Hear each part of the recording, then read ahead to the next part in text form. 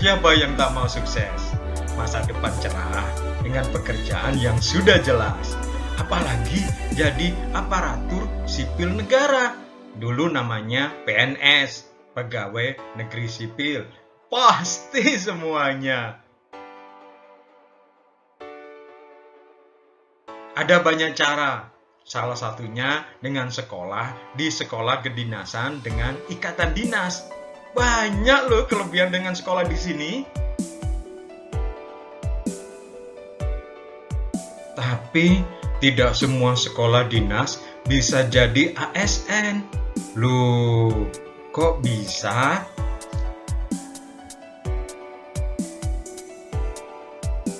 Ada perbedaan antara sekolah kedinasan dan ikatan dinas.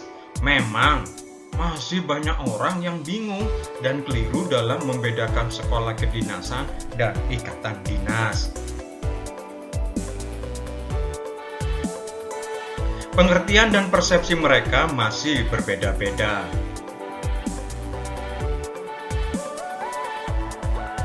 Dalam kedua poin tersebut, terlebih dahulu orang harus tahu tentang payung besarnya. Payung besar yang dimaksud tersebut adalah mereka semua adalah perguruan tinggi. Seperti kita ketahui bahwa perguruan tinggi terdiri dari perguruan tinggi negeri disingkat PTN, perguruan tinggi swasta disingkat PTS, dan perguruan tinggi kedinasan yang disingkat PTK.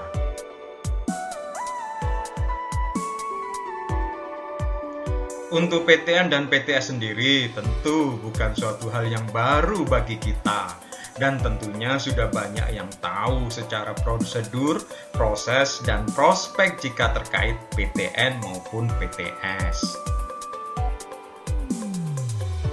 Namun, justru ada yang menarik jika pembahasannya tentang perguruan tinggi kedinasan PTK.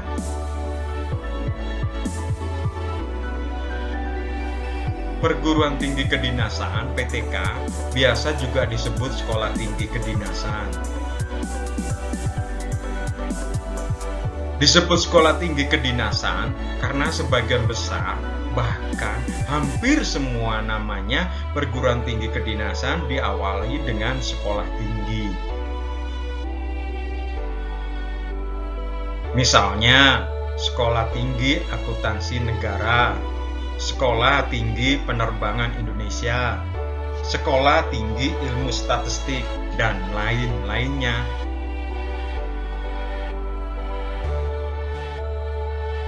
Namun dalam kurun waktu dekat ini sudah ada sebagian yang berubah namanya sesuai dengan arahan dari Kementerian Pendidikan tentang status dan nama perguruan tinggi. Seperti Poltekip dulu namanya Akip, Polteknik dulunya AIM, STMKG dulunya AMG, Poltek Keuangan STAN dulunya STAN, IPDN dulunya STPDN, dan Politeknik Penerbangan Indonesia disingkat PPI dulu namanya Sekolah Tinggi Penerbangan Indonesia STPI.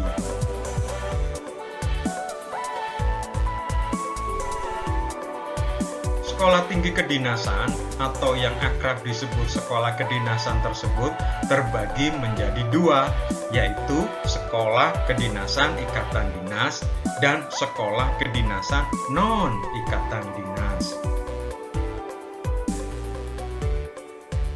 Sederhananya adalah sekolah kedinasan terdiri dari yang ikatan dinas dan ada yang non-ikatan dinas.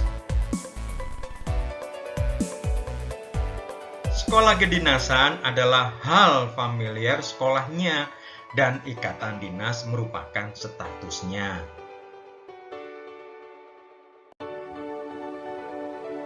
Pengertian sederhana dari sekolah kedinasan adalah perguruan tinggi atau sekolah tinggi yang dikelola atau berada di bawah naungan kementerian, badan, lembaga pemerintah yang sebagian atau seluruh biayanya ditanggung oleh yang menaungi.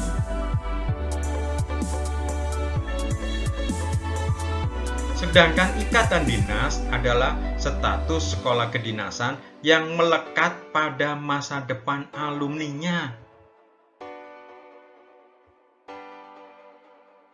Jika status sekolah kedinasan tersebut adalah ikatan dinas, artinya adalah setelah menyelesaikan pendidikan atau lulus, alumni tersebut akan diangkat menjadi pegawai aparatur sipil negara di kementerian atau badan atau lembaga yang menaungi.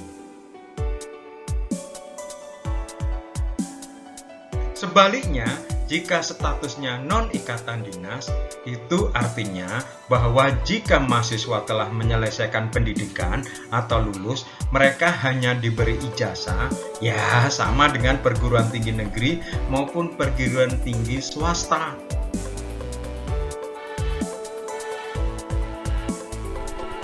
Untuk saat ini, ada 9 sekolah kedinasan yang berstatus ikatan dinas sesuai dengan peraturan dari Kemenpan RB yang perlu diketahui, yakni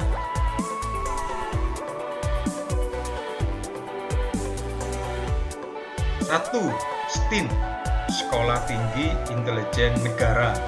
Sekolah ini di bawah naungan Badan Intelijen Negara atau BIN.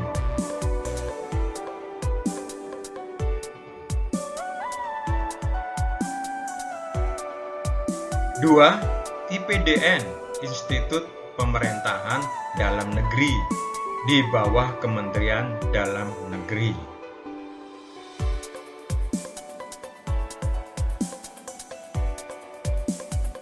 3. Poltek Keuangan STAN, di bawah naungan Kementerian Keuangan RI.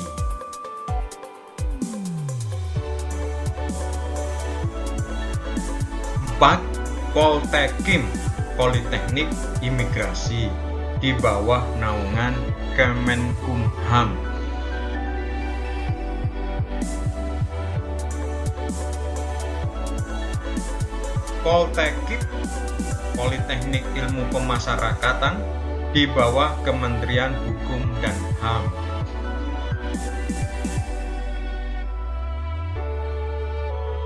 6. STIS atau Sekolah Tinggi Ilmu Statistik, di bawah Badan Pusat Statistik.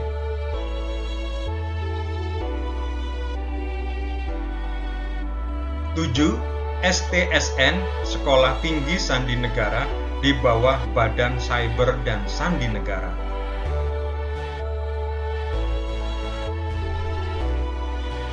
8. STMKG, Sekolah Tinggi Meteorologi, Klimatologi, dan Geofisika, di bawah Badan Meteorologi, Klimatologi, dan Geofisika atau BMKG.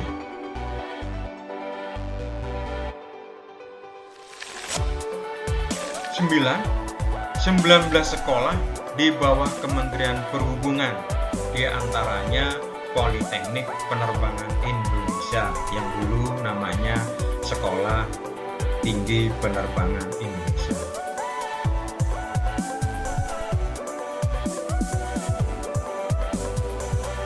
Kesembilan sekolah tersebut selama pendidikan dia seluruhnya ditanggung oleh negara. Asik. Bahkan ada beberapa sekolah kedinasan tersebut mendapatkan uang saku tiap bulannya untuk mahasiswanya. Enak banget. Dan untuk sekolah kedinasan non-ikatan dinas pun bukan berarti setelah lulus tidak langsung kerja.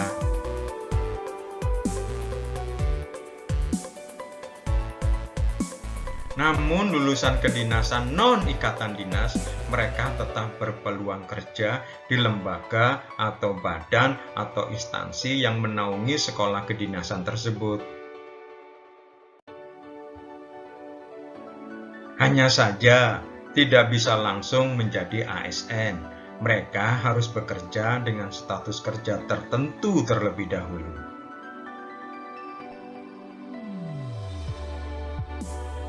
Dan ketika ada peluang untuk menjadi ASN di lembaga atau badan atau instansi tersebut, bisa untuk mengikuti tes CPNS dan tidak jaminan juga lolos. Jadi harus tetap semangat belajar ya dan berusaha. Selamat bekerja.